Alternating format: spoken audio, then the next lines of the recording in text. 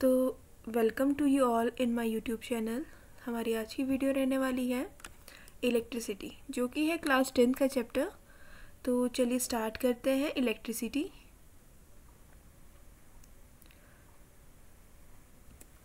तो जैसा कि नेम है इलेक्ट्रिसिटी, उसके बाद से हम देखेंगे व्हाट इज़ इलेक्ट्रिक सर्किट।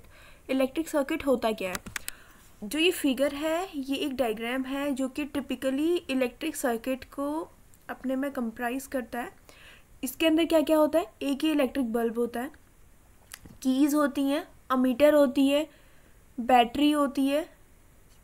तो ये सब क्या होती है, इलेक्ट्रिक सर्किट होता है। तो इसको हम कह सकते हैं the electric current flows in the circuit from the जो सर्किट में करंट होता है वो पॉजिटिव टर्मिनल से फ्लो होता है, उसके बाद से कहा जाता है toward negative terminal through battery और अ मीटर।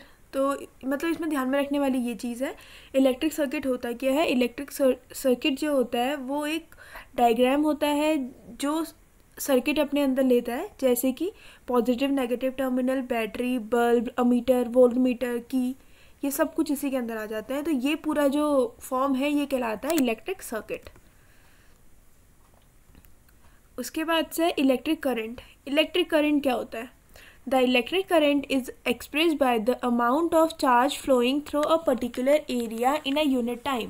इलेक्ट्रिक करंट को हम बोल सकते हैं, ये क्या है, अमाउंट ऑफ चार्ज फ्लो। ये वो बताता है कि कितना चार्ज फ्लो हो रहा है किसी एरिया से पर यूनिट टाइम में। इलेक्ट्रिक करंट क्या है, मान लीजिए ये ऐसा कोई नॉर्मल वायर है, ये नॉर्मल वायर है, तो इससे कितना चार्ज हमारा फ्लो हो रहा है किसी एक पर्टिकुलर एरिया में, मान लीजिए इसी वाले एरिया में पर यूनिट टाइम में, तो ये कहलाएगा हमारा electric current. Electric current, the direction of the electric current is taken as the opposite to the direction of the flow of electron. जो इलेक्ट्रिक करंट की डायरेक्शन होगी, अगर इलेक्ट्रिक करंट की डायरेक्शन इधर को है तो जो फ्लो ऑफ इलेक्ट्रॉन होगा वो क्या होगा, अगली डायरेक्शन में। अगर इलेक्ट्रॉन यहाँ को फ्लो कर रहे हैं तो हमारा करंट किधर को फ्लो करेगा, इधर को। समझ में आ रहा है। तो इसमें हमेशा क्या होती है, जो करंट फ्लोइंग और इलेक्ट्रॉन मूविंग डायरेक्शन दोनों एक दूसरे की क्या होती हैं, अपोजिट होती हैं। ये करंट फ्लोइंग है। इसके बाद if a net charge Q, अगर मैं बोल रही हूँ कि अगर नेट चार्ज क्यू है, यानी क्यू चार्ज किसी एरिया से टी टाइम में कितना चार्ज रहता है, ये हमारा क्या कहलाता है, इलेक्ट्रिक करंट। ऐसा यूनिट होती है जो चार्ज की, वो क्या होती है, कूलॉम होती है, सी, जिसकी वैल्यू क्या होती है 6 × 10⁻18। ये ऊपर आएगा 18।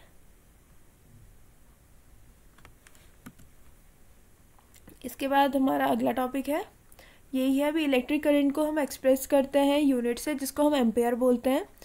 इसका जो नेम बना था वो French scientist Andre Marie Ampere से बना था। एक 1 एम्पेयर इज इक्वल्स टू होता है क्या है, चार्ज मतलब करंट इज इक्वल्स टू होता है चार्ज अपॉन टाइम। तो 1 सी चार्ज है और 1 सेकेंड में।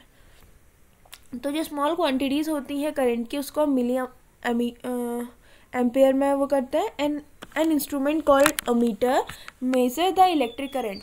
जो करंट को मेज़र करता है उसको हम क्या बोलते हैं, अमीटर कहते हैं। इट जो हमेशा सर्किट से लगा होता है सीरीज़ में। अभी आप समझेंगे, दो कंडीशंस होती हैं, एक सीरीज़ होती है, एक पैरेलल होती है। जो वोल्ट मीटर होता है वो हमेशा पैरेलल में लगा होता है और ये हमेशा सीरीज़ में।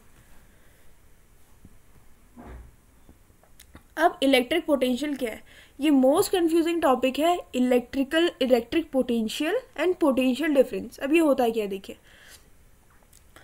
अमाउंट ऑफ वर्क डन, यानी जितना वर्क करने में या energy needed per unit time, हमें जितनी एनर्जी नीड होती है किसी, जैसे कोई इलेक्ट्रिक चार्ज है इन्फिनिटी में इसे किसी पॉइंट तक लाने तक, इन्फिनिटी से हम इसे किसी पॉइंट में ला रहे हैं, यहाँ तक लाने में हमें जो भी एनर्जी या वर्क नीडेड होता है वो इलेक्ट्रिक पोटेंशियल कहलाता है। द अमाउंट ऑफ वर्क या energy needed per unit time of electric charge to move the charge from reference point to the specific point in the electric field. Electric field में infinity से किसी charge को किसी एक point में लाने में हमें जो एनर्जी या वर्क होता है वही क्या कहलाता है, पोटेंशियल एनर्जी। अब पोटेंशियल डिफरेंस क्या होता है, यानी इलेक्ट्रिकल पोटेंशियल डिफरेंस। अब यहाँ पे तो हम क्या है, किसी चार्ज को इन्फिनिटी से हम किसी पॉइंट में ला गए, लेकिन पोटेंशियल डिफरेंस होता है वर्क डन, यानी दो चार्ज हैं, चार्ज को electric potential difference between 2 point in a electric current carrying some current to work done move a unit charge from one point to another.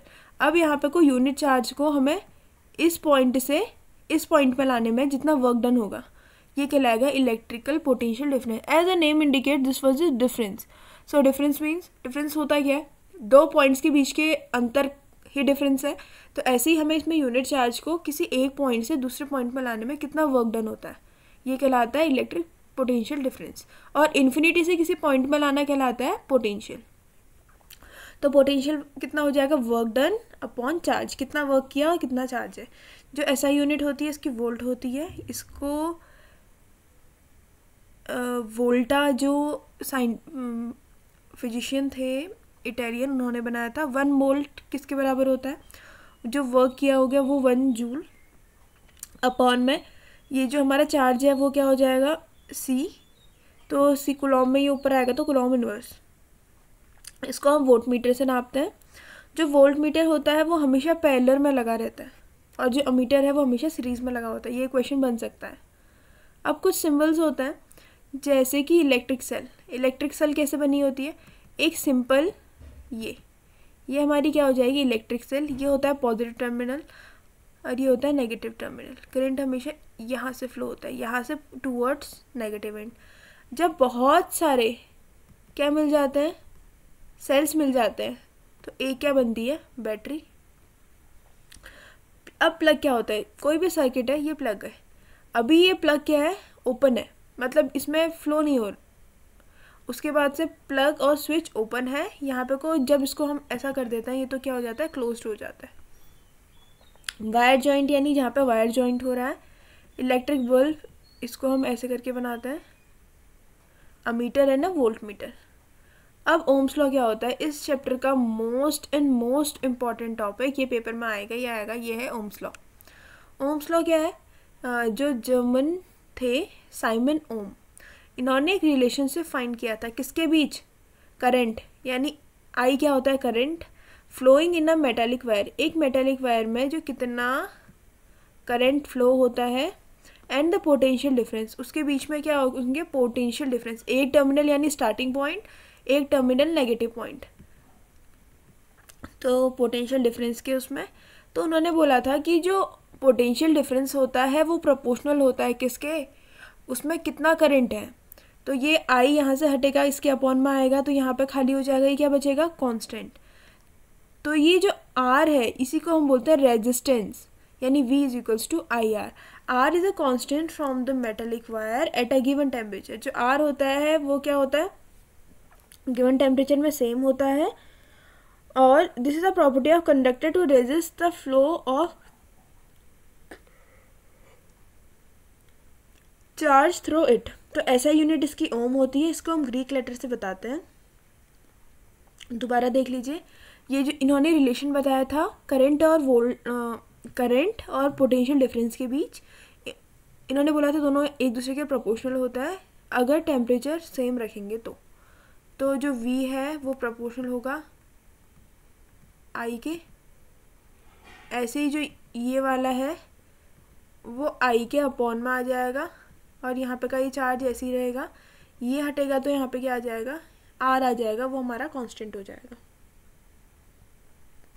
अब ये जो हमने बताया था I और V के बीच में करंट है, तो ये I है। इनके बीच में अगर आप ग्राफ प्लॉट करेंगे किसी मेटालिक वायर के लिए तो स्ट्रेट होता है, ये निक्रोम वायर के लिए हो रखा है। उसके बाद से है ऐसा कंपोनेंट जो रेगुलेट करता है करंट को विदाउट चेंजिंग वोल्टेज, उसको हम बोलते हैं वेरिएबल रेजिस्टेंस। इसको कौन करता है, रेहोस्टेट। कुछ फैक्टर्स हैं जो कि रेजिस्टेंस होते हैं जो किसी कंडक्टर का उस पर डिपेंड करते हैं। सबसे पहले अगर हमारा कोई भी मेटालिक वायर है तो इसका रेजिस्टेंस किस पे डिपेंड करेगा, पहले तो इसकी लेंथ कितनी है, ये है ना, इसकी लेंथ कितनी है, तो ये हो जाएगा पहली इक्वेशन कि कितनी लेंथ है। और दूसरा रहेगा, ये हमारा मेटेलिक वायर है, तो इसका ये जो किनारे का हिस्सा है, इसको अगर हम काटें बीच से तो वो क्या बनेगा, ऐसा। इसको एरिया ऑफ क्रॉस सेक्शन बोलते हैं, यानी हमने इसको बीच से डाइसेक्ट कर दिया है, तो ये कहलाएगा एरिया ऑफ क्रॉस सेक्शन। तो ये इन्वर्सली प्रोपोर्शनल होता है एरिया ऑफ क्रॉस सेक्शन के। तो ये बन गई इक्वेशन फर्स्ट एंड सेकंड। तो वो हो जाएगा L/A प्रोपोर्शनल टू L/A। यहाँ से प्रोपोर्शनलिटी का साइन हटेगा और ये बनेगा, इसको हम बोलते हैं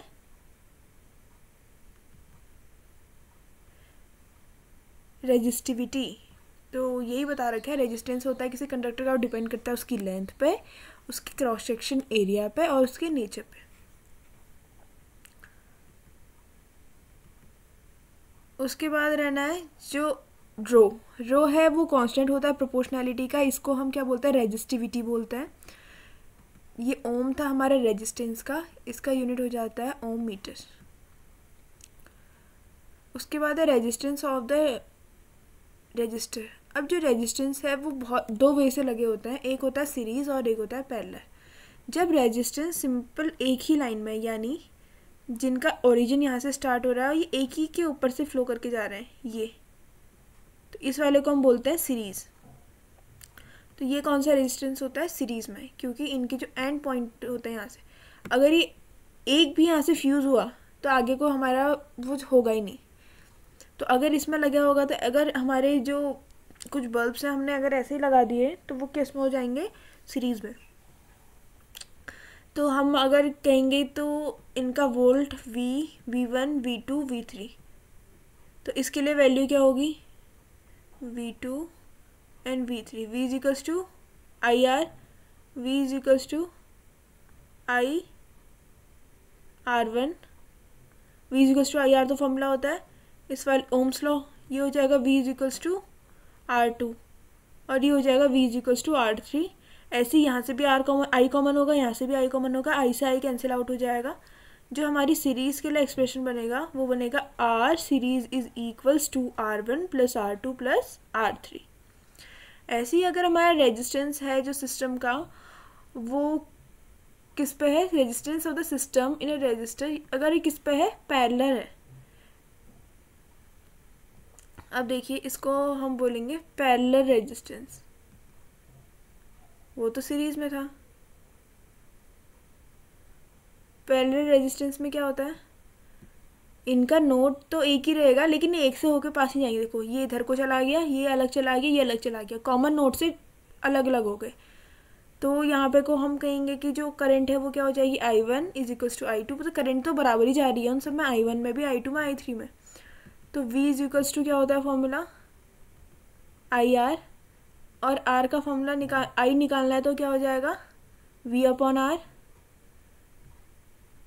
जो हमारी वोल्टेज है वो अक्रॉस सब में सेम है, R1 R2 बस रेजिस्टेंस बढ़ना है, तो V/R1 V/R2 V/R3। तो V से V कैंसिल आउट हो जाएगा, 1/RP बराबर क्या हो गया, 1/R1 1/R2 प्लस 1/R3। तो पैरेलल के लिए हो जाएगा 1/R1 1/R2 एंड 1/R3। अगला टॉपिक है heating effect of the electric current. अब हीटिंग इफेक्ट क्या होता है, a part of the energy in the maintaining the current may be consumed into useful work. कुछ तो यूजफुल वर्क में होती है, जैसे हम अगर फ़ैन को ऑन कर रहे हैं, फ़ैन को ऑन करने में आधी एनर्जी किसमें लगेगी, उसके पंखे के ब्लेड्स को घुमाने में, और कुछ एनर्जी क्या होती है उसमें होती है जो उसके टेम्परेचर को बढ़ा देती है। उसके बाद से है we often observe that the everyday life, for example electric fan became warm if use continuously for a long time, जिसको हम बहुत देर के लिए लगातार ऑन कर लेते हैं।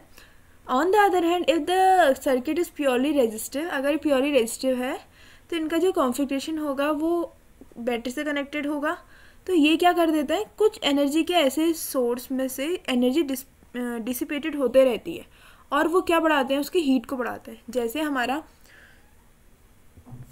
ये है आयरन में क्या होता है, जैसे हमने उसको प्लग से कनेक्ट किया, उसमें बैटरी का कुछ ऐसा पार्ट लगा होता है जो उसको क्या करता है, हीट करता है। हमें तो आयरन करने की हीट चाहिए, तो वो क्या कर देता है, उसकी जो इंटायर जो फॉर्म की एनर्जी होती है, जैसे बल्ब होता है, बल्ब में जो एनर्जी होती है वो गर्म होता है, बस यूज़फुल नहीं होती है। लेकिन जैसे हमारी इसको हम यूटिलाइज कर लेते हैं कौन कौन से डिवाइसेस में, हीटर में, इलेक्ट्रिक आयरन में, ये सब में। उसके बाद से है consider the current I flowing through register of the resistance R. हम कंसीडर करेंगे आई करंट है वो फ्लो कर रही है रजिस्टर ऑफ रेजिस्टेंस से, तो पोटेंशियल डिफरेंस उन पे क्या होगा, वी होगा। टी टाइम में कितना करंट फ्लो, कितना चार्ज फ्लो करेगा, क्यू, तो क्या हो जाएगा, V is equals to Q. अब अगर हम टाइम देंगे तो क्या हो जाएगा, क्यू टी। अब इसकी वैल्यू रखेंगे तो हो जाएगा पी वी वी आई। अब उसके बाद से जो ओम्स लॉ लगा के यहाँ पे कोई फॉर्मूला हमारा बनता है, वो बनता है H square H I square R T. इसी को जूल्स लॉ ऑफ हीट भी बोलते हैं, ये बहुत इंपॉर्टेंट है। I H is equals to I square R T. अब इसको हम जूल्स लॉ ऑफ हीटिंग भी बोलते हैं। ये जो लॉ है वो हीट प्रोड्यूस करता है उसके अकॉर्डिंग है, डायरेक्ट प्रोपोर्शनल होता है स्क्वायर ऑफ द करंट यानी आई स्क्वायर के, डायरेक्टली प्रोपोर्शनल होता है उसके रेजिस्टेंस के, और डायरेक्टली प्रोपोर्शनल होता है कि जितने टाइम से के। तो ये हो गया हमारा जूल्स लॉ ऑफ हीटिंग।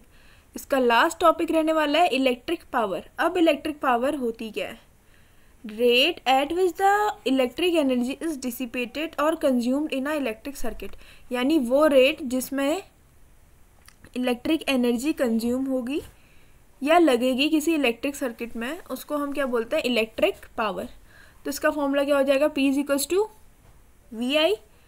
अब हमें पता है इसमें अगर हम फॉर्मूला लगा दें ओम्स लॉ का, तो यहाँ पे आ जाएगा आई स्क्वायर आर, आई ये आई टू आर नहीं है, ये है आई स्क्वायर आर, और ऐसे ये नीचे वाले का है वी स्क्वायर आर, ये अपॉन का आर है। जो इलेक्ट्रिक पावर होती है उसको हम वॉट में नापते हैं। The power consumed by the device is carries, वो होता क्या है, 1 watt is equals to 1 volt into 1 ampere. ये होता है 1 वॉट का। हम जानते हैं कि जो 1 वॉट होता है वो किसके बराबर होता है, 1000 किलो वॉट के। 1 वॉट बराबर होता है 1 2 3 1000 वॉट के। अगर मैं इसमें टाइम भी जोड़ दूं तो यहाँ पे को कितना हो जाएगा, इंटू करके इस पर आ जाएगा 3600 सेकेंड्स। तो इसको हम सॉल्व करके अगर इसकी वैल्यू बोलें तो इसको हम बोलते हैं 1 किलो वॉट बराबर 3 इंटू 3.6 इंटू 10 की पावर 6। ये 106 नहीं है, 10 की पावर 6 है। तो इतने जूल जो हमारे घर में हम बोलते हैं कि इतने यूनिट लगी, तो ये कमर्शियल यूनिट है। तो यह रहा हमारा टॉपिक इलेक्ट्रिक पावर। दोबारा देख लीजिए, इलेक्ट्रिक पावर क्या होता है, rate at which the electric energy is dissipated or consumed in the electric circuit, यानी कितनी एनर्जी उसने कंज्यूम करी है, इसको हम इलेक्ट्रिक पावर से बोलते हैं। P is equals to V I. इसके फॉर्मूले होंगे तो I is equals to P square R, P is equals to I square R and P is equals to V square R. इसकी जो यूनिट होती है वॉट हो गई। तो ये हमारा कंप्लीट टॉपिक।